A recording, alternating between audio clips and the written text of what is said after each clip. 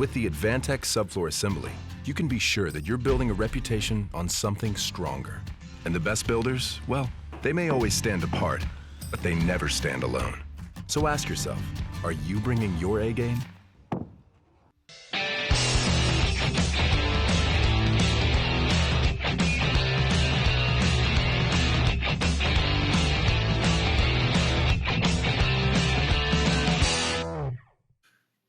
Hey everybody, welcome back to the studio. Today we got a special treat. Big Red is going to take us on a journey, and we are going to talk about those beautiful board formed concrete piers that 60% of the house at the Hilltop Aarow sits on. Yeah, those board formed concrete piers, let's put it in our mind. They're nothing more than the legs and feet of that house. So without further ado, grab Big Red. We'll throw the drawing down on the table here. And let's have at it. Let's talk board formed concrete piers. Exciting stuff. All right. Let's talk about those board formed concrete piers. Now, of course, we bring Big Red into play. Now, the board formed concrete piers kind of metaphorically are the feet to the building, right? When we look at our own feet, understand that the feet usually come down, you have your leg, and then they spread out to some foot. Now, why do you think that happens? Well, it gives us a little bit more surface area here to provide and stabilize, right? Having that distance. If we just went and we walked on kind of pegs of legs, then we wouldn't be very stable. We'd have no way to really stabilize our bodies. So by having that foot really helps with that stabilization, as well as spreading out and getting a larger surface area of contact. Well, it's no surprise that in our buildings we have these things called footings. And guess why they're called footings? Because we have, in this case, the concrete pier. And so you understand these drawings, this is a section through the short way of the pier. This is a section through the long way of a pier. So if I took a section through here like this and looked at it, I would be looking at that, right? So here I'm looking at the trusses perpendicular. Here I'm looking at the trusses in plane. So this is basically a section sliced through that, looking back at it. And then you'll see here, this is just a small plan view of what's happening up above the pier here. So that's showing that. So basically, these three views give you all three views of those board formed concrete piers. But let's get back to, we call it a footing. Notice that the footing, like our feet, it takes that leg or board formed pier and expands it underground. Why does it expand it? Because it gets us a larger contact area. And it allows us to stabilize and keep this thing from being wobbly, right? If we just took this pier into the ground at 10 inches and did this, then there's nothing really stabilizing that pier laterally. And not only that, but look at this surface area here is about 1/4 of the contact area of that footing. So by expanding that contact area, we could carry 4 times the load that we could if we just brought that brick pier down. So it makes it for the house to be a very, very stable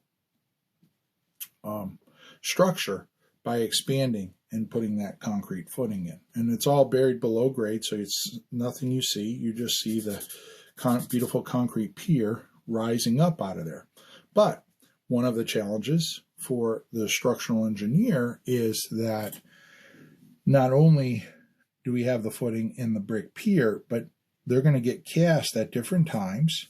So we have to make sure that the structural nature of this footing and the structural nature of that brick board formed concrete pier, that they work in concert together, right?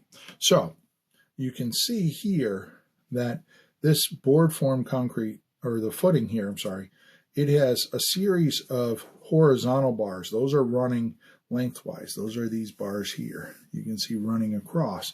And then we have these crossbars, which are the crossbars identified here. So we're basically building this cage, right? Like that. And we're building one down low and we're building one up high.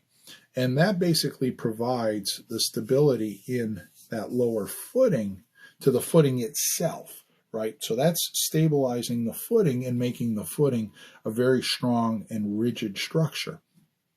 Inside of those cages, we then need to insert the board formed concrete pier. So you can see here we have a series of stirrups, and stirrups are nothing more than well, actually you can see it here better in the plan.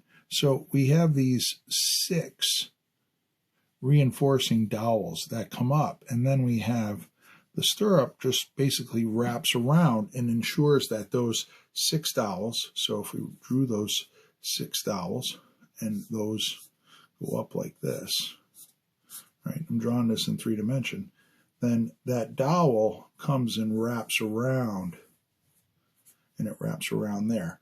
And what that dowel does is it basically forces these 6 to then work in concert in that board formed pier. So notice that where we need that pier to be, let's say, excessively strong is in the connection between the wood frame and the top of the pier. Well, it's no surprise that we have 3 of these setups relatively close to each other, right?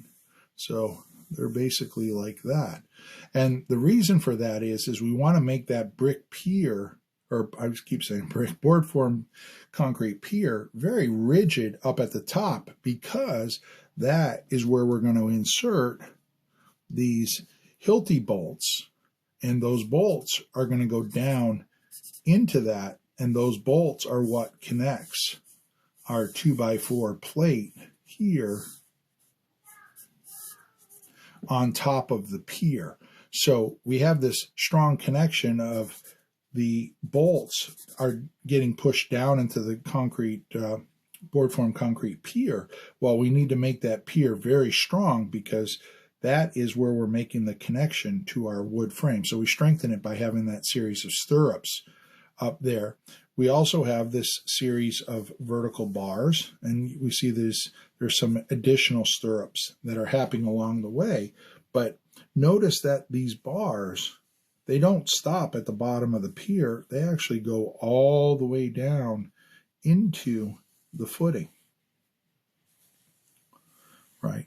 And that's what gives us strength across that cold joint of the footing line, is that we have this reinforcing that rises up above the footing and basically ties the wall to that concrete footing.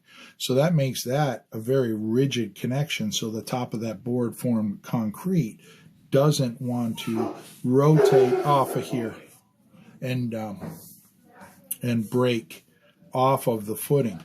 And then we have here, we have the wood framing.